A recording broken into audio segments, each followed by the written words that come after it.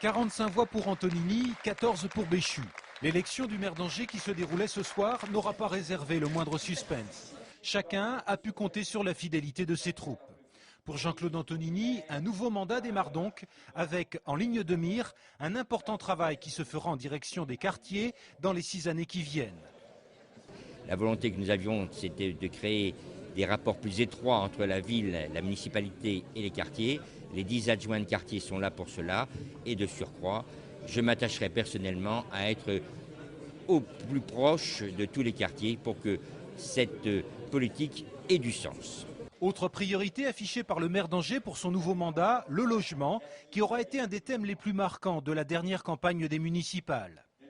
Nous allons lancer très rapidement une conférence pour étudier les problèmes posés par les opérations de rénovation urbaine et de voir aussi comment faire en sorte que tous les Angevins trouvent le logement qui leur convient comme ils le souhaitent.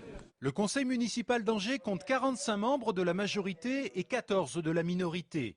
Une minorité qui entend jouer pleinement son rôle.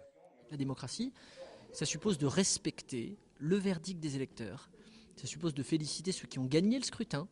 Et ça suppose de se mettre à leur côté pour être dans la construction et dans la proposition aussi souvent que ce sera possible, dans le combat et dans la vigilance aussi souvent que ce sera nécessaire, dans le respect et dans la courtoisie, en toutes circonstances.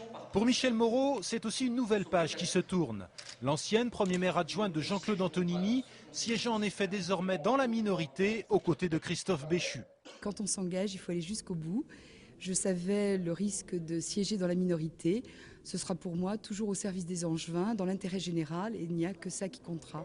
Le 29 avril prochain, les élus examineront les premiers dossiers de la nouvelle Assemblée.